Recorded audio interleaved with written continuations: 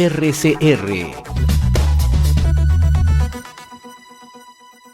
Estamos ya en contacto con el profesor Juan Paco Casiete, dirigente nacional del SUTEP. Qué gusto saludarlo, profesor Juan Paco, muy amable.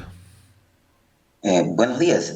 También agradecerle a usted por el espacio que nos permite comunicarnos con los padres de familia, estudiantes, docentes, auxiliares y también nuestros compañeros cesantes y jubilados. Estaba leyendo con atención, profesor Paco Casiete, una de las exigencias que se están planteando dentro de esta plataforma de demanda del SUTEP, ¿no? Y en realidad nos parece de suma importancia, ¿no?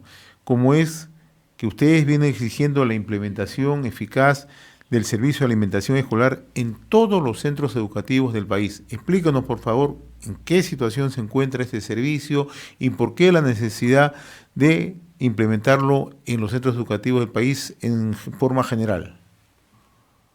Bueno, como sabemos, existe un problema de salud en nuestros niños y niñas del Perú. Según cifras, más del 40% de niñas sufren esta deficiencia y por eso nosotros consideramos que el soporte alimentario es importante y necesario para poder justamente brindarles una educación de calidad. Sabemos que un niño que no tenga una buena alimentación no va a tener la misma capacidad, digamos, de recepción de los aprendizajes que les imparten en los centros educativos.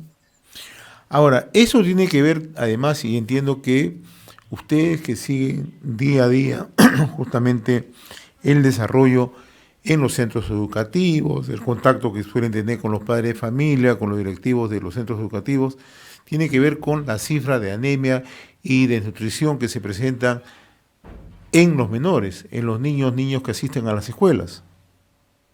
Así es, nosotros venimos diciendo que existen muchas brechas en educación. Una brecha importante es la alimentación.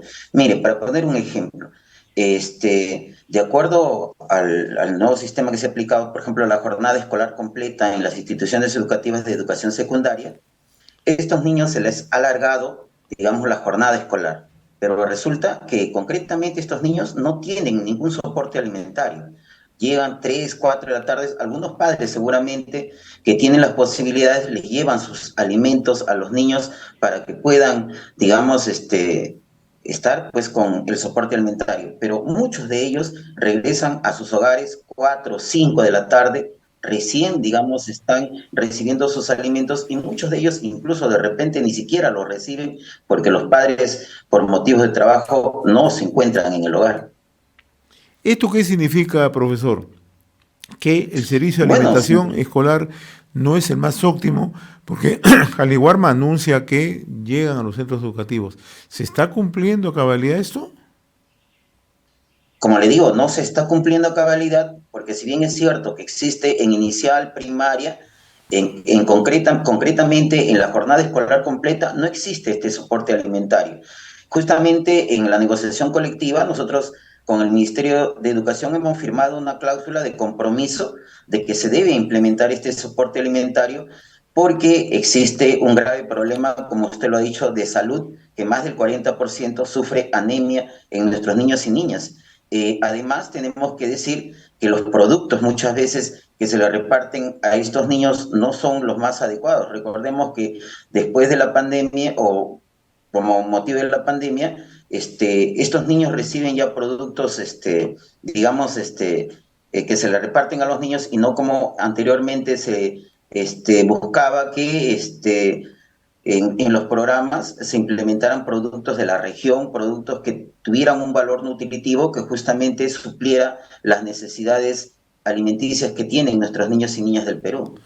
Ahora, también ustedes veo que están planteando la necesidad de brindarle atención al tema de la salud emocional, ¿no?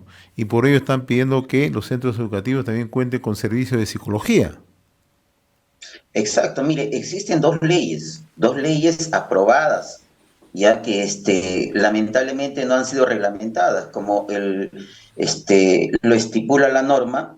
Toda ley que es aprobada tiene entre 30 a 60 días para reglamentarla. Resulta que estas leyes no están reglamentadas y por lo tanto no son ejecutables en estos momentos y por eso la promesa de algún gobernante que recordemos que decía que en las escuelas va a haber un psicólogo, no se cumple.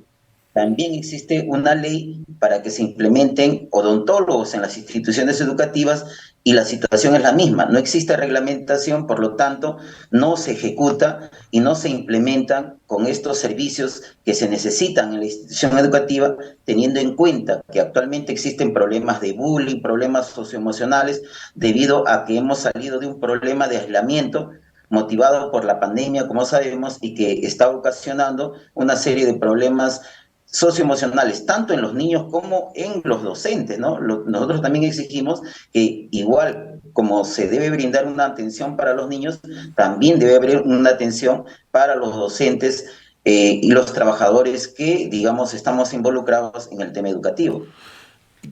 Aquí lo más preocupante es, como usted lo explica, profesor Paco Acasiete, que la norma, la ley existe para que se cuente con un servicio de psicología, servicios de odontología y también con servicios de enfermería por casos de atención diaria, ¿no? Existe esa ley, existe esa norma, no se cumple. Ustedes que han tenido oportunidad de conversar con los funcionarios, con la propia ministra de Educación, ¿no? ¿Tienen alguna respuesta sobre eso? ¿Hay, digamos, el ofrecimiento o el compromiso que se vaya a cumplir siquiera de manera gradual, en forma paulatina?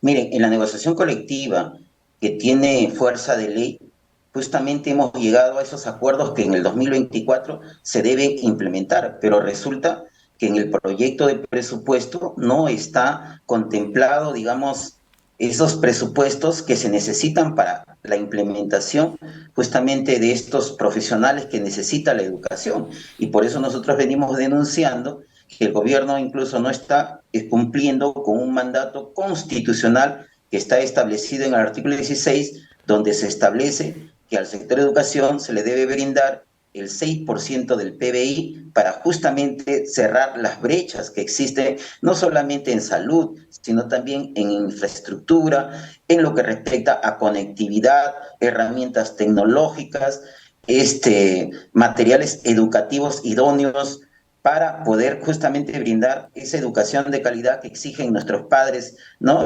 Con razón. No, y además nos parece de suma importancia que se esté planteando estos temas, se pongan sobre la mesa un tema crucial, ¿no?